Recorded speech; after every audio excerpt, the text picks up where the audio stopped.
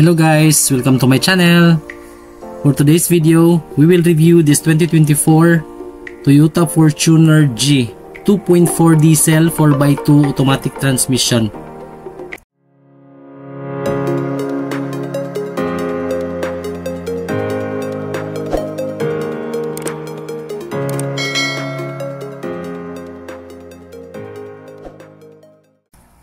Alright, ito po yung Toyota Fortuner 2.4 G variant 4x2 automatic transmission. Ang price po pala nito is 1.856,000 pesos. Naka 6-speed automatic transmission, tapos rear wheel drive.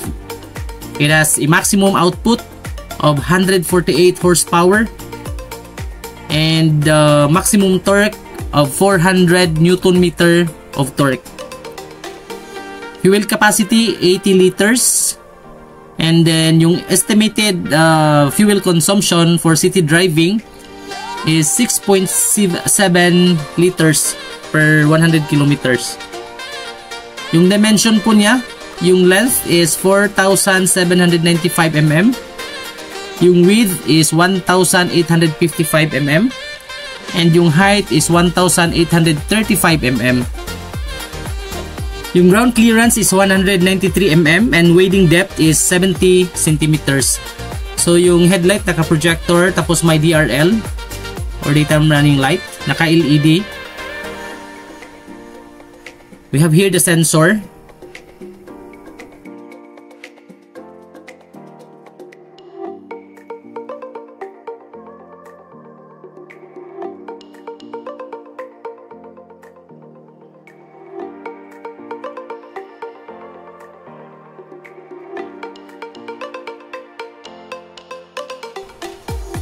Yung maximum cargo nito is 1,080 liters. So medyo lesser siya compared to Montero, Terra, and Ford. Kasi nga yung design ng folding sa third row is on the side, no? Hindi siya naka-flatten. So hopefully, no, in the future or maybe next year or couple of years from now, meron ng all new look si Fortuner. Except doon sa LTD, kasi yun lang naman yung bagong design ni Fortuner. For the rim size, it has 17 inch. Naka Bridgestone yung gulong. So this dimension of the wheel and rim is 265/60 R17. So we have here the step board. And yung side mirror naka body color. So meron din ditong turn signal light repeater, pero hindi pa siya naka 360. At the same time, yung handle is naka body color.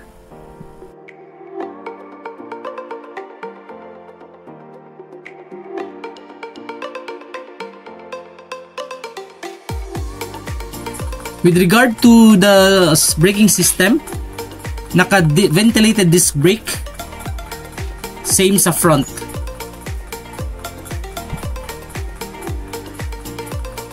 So wala naman tayong nakikitang masyadong pagbabago, or walang pagbabago.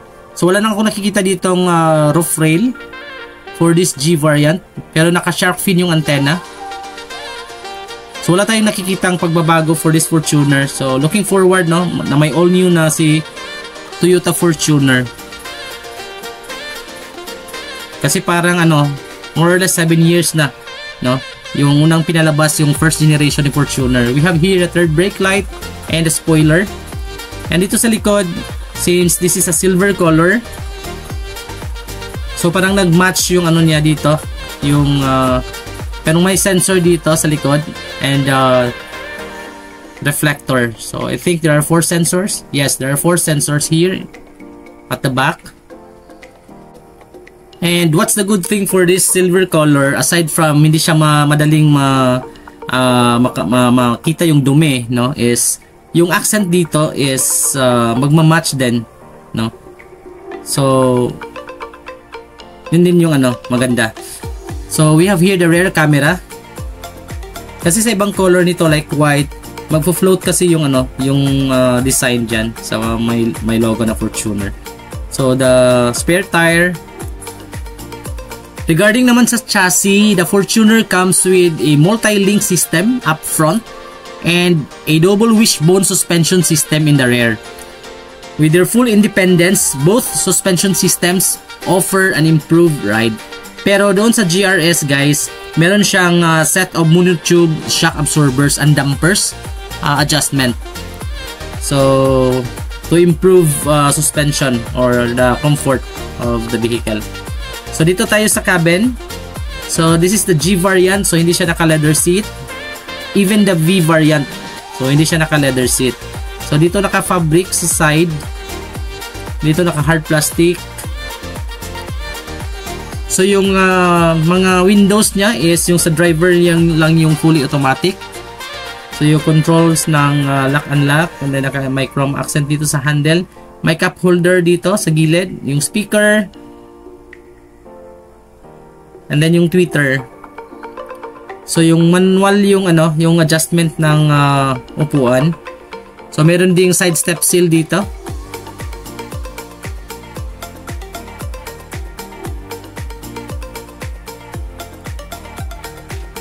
Yan, naka-fabric yan guys.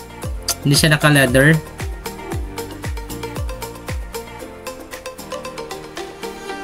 Pasok tayo. So meron ditong parking sensor.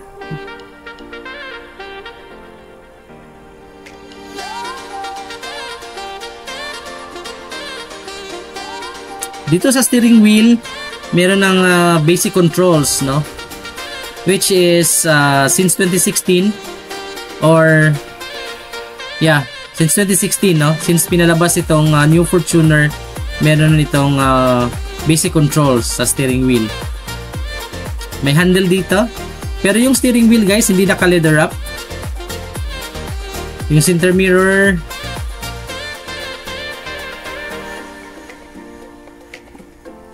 So dito parang may soft touch, no? For this container, lagay ng gamit or mga drinks. So soft touch siya. So dito din yung mga basic documents which is usual sa mga sasakyan. Dito naka hard plastic.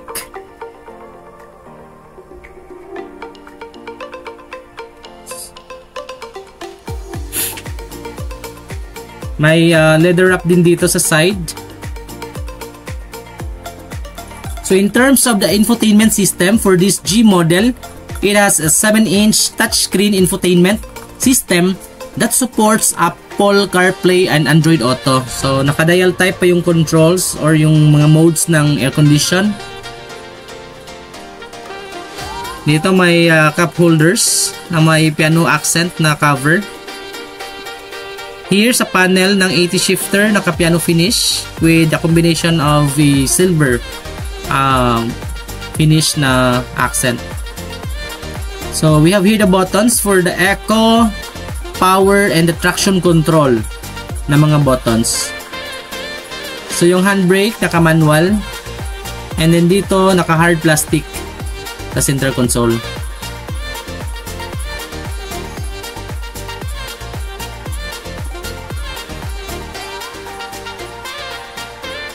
Here meron ding mirror for the passenger side.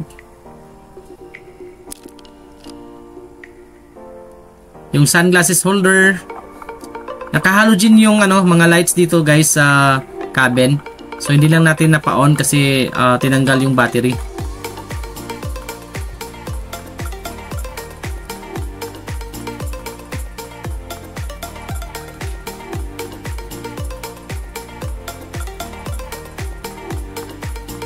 So dito tayo sa second row.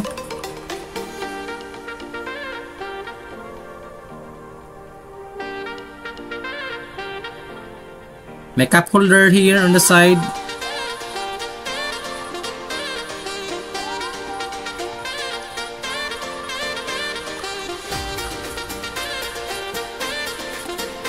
So dito sa second row, yung legroom niya, so okay naman.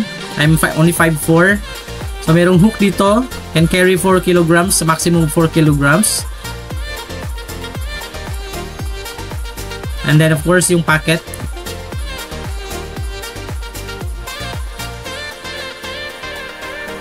So here, the dashboard perspective for this G variant.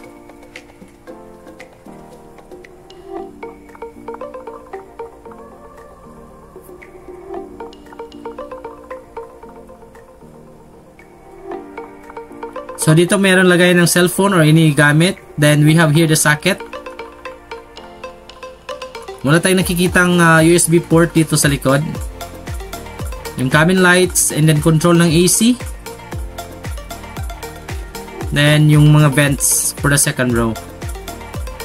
So walang handle dito sa side. Yun din yung yung nakita ko na disadvantage dito. Kasi since this is an SUV, so sana nilagyan din na dito ng ng handle. Lalong-lalo na pag meron kang mga senior na passenger or mga may edad na, no? So may cup holder dito sa center console.